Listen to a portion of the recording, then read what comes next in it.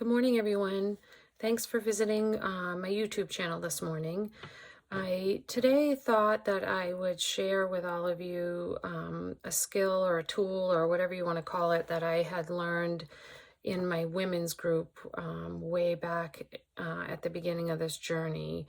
I did an intensive outpatient program for 6 weeks. That was strictly all women in the group with many addictions, alcohol, drugs, food, you name it. These women all had some type of disease or multiple diseases that is so hard to get rid of. For me, I was drinking without my permission. I got to the point at the end of my drinking days where I could not pick up a drink and not have another one and another one after that. And, this affair would go on for hours until I would basically pass out and go to bed. I didn't many, many nights remember how I got to bed or putting my own pajamas on, brushing my teeth and washing my face. Sometimes I woke up with makeup all over it, which is so not healthy for your skin anyways. So this affair definitely had to end, as scary as it was. So what we learned was we wrote a letter, a breakup letter.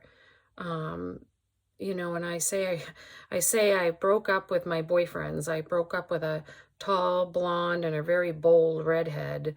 And it's hard to think of like that I would use, the wine as a crutch for whatever reason was going on, whether I was suppressing things, but I love the feeling of it. I love the feeling of escape, and I love the taste of it, and I enjoyed it until I didn't. And I knew that this affair had to end, and, you know, at first it ended abruptly. We broke up for a while, very unwillingly. And then when I got out of the hospital and I went into this treatment program of all women, I was so humbled to learn that these women thought the same way that I thought, that I wasn't alone in the world. And, I was drinking without my permission. And I didn't understand what that meant until I heard that. So yeah, I was using the alcohol as a crutch to suppress things. I was also giving myself a reward. I used the reward system every time I picked up a drink. I would, I've said this before in my last videos, but oh, I had a crappy day. I deserve that. Oh, it was a fantastic today. We should celebrate. Oh, it's a wedding, let's drink. Oh, it's a celebration, let's drink. And then it turned into, Sunday, it's Sunday. Well, it's Mimosa Sunday. And you get the picture. It went on and on and on. And I had every reward excuse in the book to pick up a drink. It's just awful to feel like you can't survive without it. And I probably in the past, I would say solid 3 years, didn't know how to go a day without it.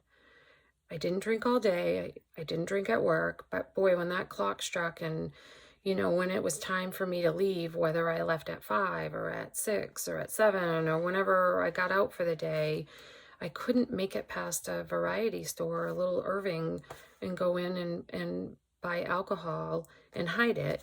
And I would drink what I could in the car, and then I would hide the rest and maybe have a glass or two at home or at dinner. But as soon as my husband, I couldn't wait for him to go to bed. As soon as he went to bed, I would then sneak it. I was at the point where I was actually hiding it, telling myself, that it was okay to hide, that my excuse was, well, I just, I don't want to listen to his lecture about how I shouldn't be drinking. And I knew deep down, way deep in the pit of my stomach, that I had a problem, and my ego again got the best of me. It always got the best of me. I had this big ego that I didn't have a problem. Something was wrong with the person telling me that and not me. So what I like to do is, as I said, we learned in this, in my outpatient program, we wrote breakup letters, and I'm actually gonna be brave enough, I think, to actually read to you from my own words, my breakup letter. So here it goes. Goodbye, alcohol. You are the ultimate wolf hiding in sheep's clothing. You have lied, betrayed, and abused me for years. Even though I know you're my crutch, you will no longer be my rock. I can't stand that I crave you. I want to dance with you. I yearn you. And we can't be together anymore. You make me feel like shit after our date. You have beaten me down and you've almost killed me. You are no different than a man who beats his wife and then apologizes the next day. You make me feel ashamed of myself. I feel embarrassed that I've tried to hide you all these years. But now, by letting you go, I will have full control. I will no longer allow you to enter my body. You make me forgetful, lazy, fat, ungraceful, and an emotional mess. I'm now taking over my life. This will be the biggest battle of my life. I know you want to go to combat and defeat me, but no, you can go to hell. Don't fret, Wolf. I will conquer you. Instead of me acting like the total jerk that I was to my friends and my family and my real loved ones when I'm with you, I will now make you be the jerk. I will make you be the asshole. I'm in charge from this day forward, and I will persevere. The truth is out now that you are a liar and abusive. So wait until you see my army. My support system is locked and loaded. I don't love you anymore. In fact, I hate you. My shame will no longer be my guilt. So now that I've exposed you for the vicious, covetous, and vain wolf that you are, I'm no longer afraid of you. I will win every day for the rest of my life. This battle will be won by me every day for the rest of my life. You are finally kicked to the curb, and we can no longer be together anymore. And you must know that I hate you. So that was it. That was my breakup letter, and it hit really close to home, and I meant every word that I said in that. And I think of that every day. This battle every day is not easy. And again, so for any of you out there that are battling and trying to fight this on your own, it can't be done on your own. You must get help. And again, that I say it all the time, my ego got the best of me.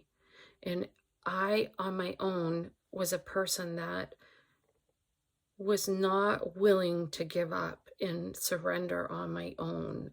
And realizing that I was giving up the fight and trying to give up that fight, trying to hide it and trying to ignore it, was so unhealthy. So even though that I had, a major crisis back on Father's Day, it was meant to be, because I could not, my ego got the best of me, and I could not admit on my own that I had a problem. And when I say problem, and I mean a full-blown disease, and it can't be done on your own. So please get help. Anybody that wants to reach out to me, feel free to put a chat in the channel.